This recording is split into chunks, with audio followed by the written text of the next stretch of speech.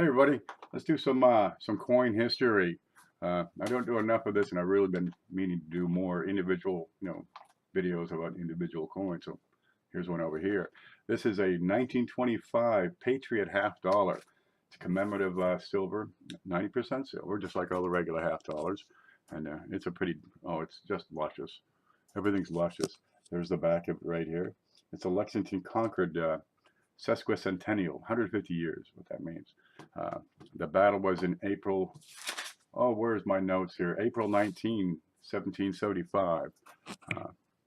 So 150 years later, we get 1925, which is this fellow right here. We'll put that under the scope in a bit.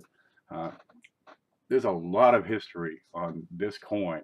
Okay, this is the Battle of Lexington and Concord. Let me give you a catch up on this. There's 700 British under Lieutenant Colonel Francis Smith that left Boston. They were headed towards Concord, where there were allegedly some supplies in storage, and they were going to seize them. Word got out. Now, I guess Lieutenant Colonel Francis Smith's boss, Gage, his wife, just ran her mouth, and so the colonials found out about it. And the word got to Paul Revere, and he made his famous ride, right? Remember that? The British are coming, the British are coming. All of this stuff comes from this particular battle. Now, Paul Revere was not alone. There were three guys, actually. There were Revere, Dawes, and Prescott. Now, Prescott took it was Dawes that took the southern route. Revere, he got captured, but he was famous anyway, so everybody skips that part. And it was Prescott who made the journey all the way into Concord. I'm only talking 25 miles. It took a couple hours back then. But they're screaming the British are coming. But they had a lot of systems in place for early warning, horns and trumpets, cannon shots, gunshots, different ways to get the word out. So before the British were unloading the boats in Cambridge, everybody in 25 miles knew what was coming. Paul Revere had set up an advanced warning system and said, if I hang one lantern in the Old North Church, that means they're coming by land. If I hang two lanterns, it means they're coming by sea. They're going to take the river up. So one up by land, two up by sea. This is all the night before the battle.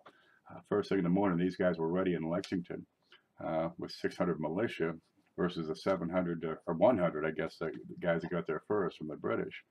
And they shot each other up, and then they kept on going to Concord. Eventually, by the time they got to Concord, there were several thousand militiamen, several hundred British, and the battle ensued, of course. This is where John Parker, the captain of the militia, said, don't fire till you see the whites of their eyes. Well, anyway, the British got themselves tore up, and the militia chased them all the way back to Boston, drove them right home. By the next day, there were, 15,000 militiamen surrounding Boston, and the American Revolution was underway.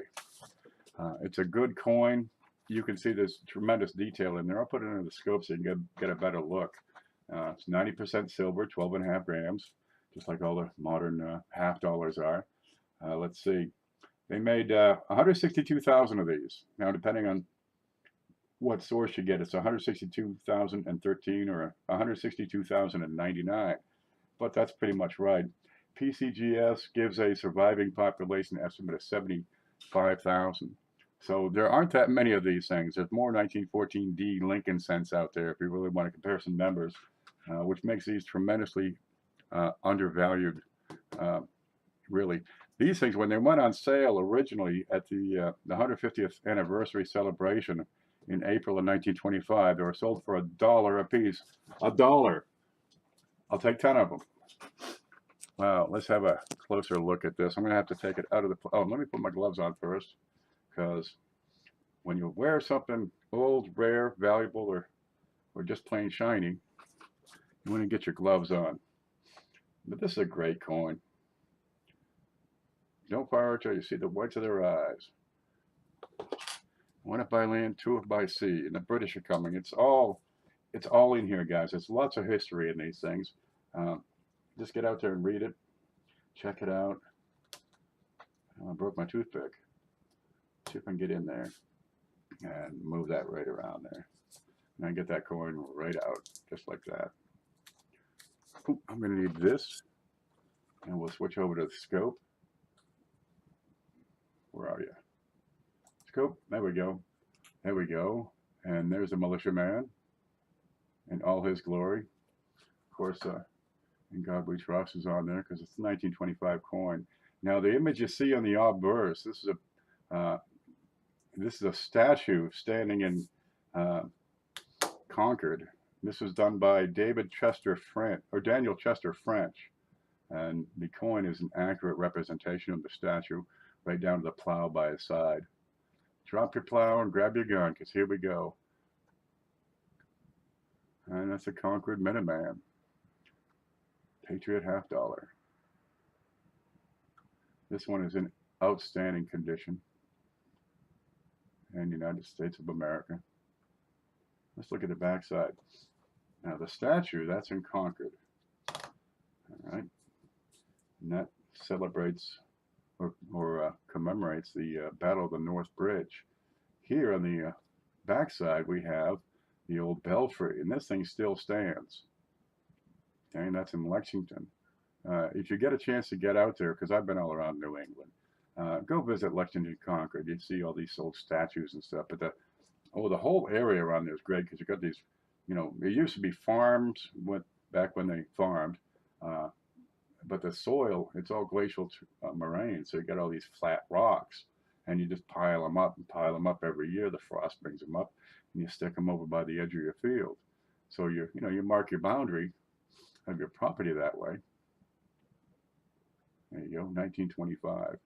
And it gets a lot of character after 300-400 years. These stone walls, they're mossy and antiqued.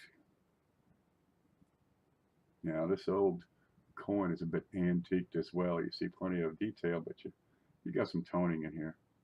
That's the old belfry. That's one of the ways they communicate from one town to another, is ring that bell.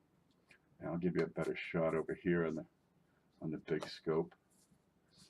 Would you buy this for $1? Well, of course you would. Of course, in 1925, $1 was what, a day's pay or a couple of days' pay.